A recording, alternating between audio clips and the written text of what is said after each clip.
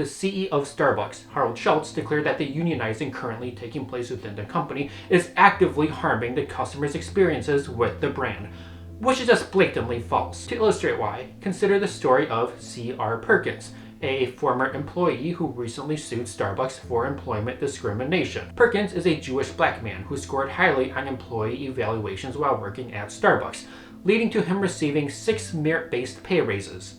During this time, he also received the corporate honor of being named Coffee Master. Yet despite the accolade, Perkins felt intimidated from requesting accommodations for his depression, anxiety, and PTSD, out of a fear that it would lead to workplace abuses. And he had good reason for thinking this. Starbucks is infamous for its history of racial discrimination towards black employees. In 2021, the company reached a deal with the EEOC to resolve allegations of racial biases in the promotion of its employees. But it wasn't just the employee promotions that were racially biased. Perkins, along with the other non-white workers, were forced to continue working during their breaks, reprimanded for taking sick days, and even denied basic bathroom access.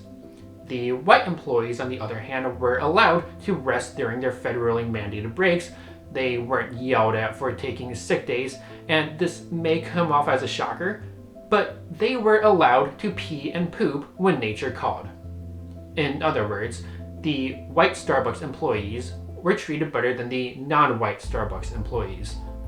All of this information comes from the documents pertaining to Perkins' lawsuit against Starbucks.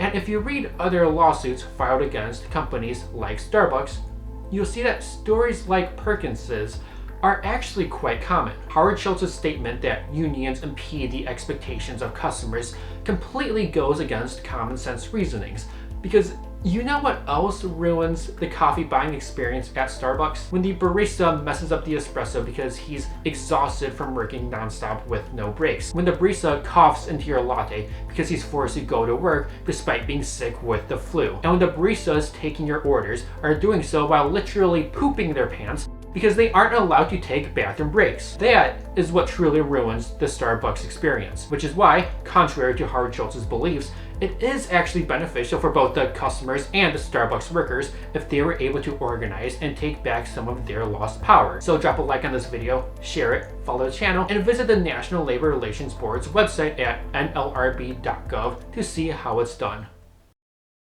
We are in business to exceed the expectations of our customers. 100 million people come into Starbucks. The customer experience will be significantly challenged and less than if a third party is integrated into our business. And because they're not acting in good faith? Because we have a different view. And Aaron, I don't want to spend the entire time in the union. Come on.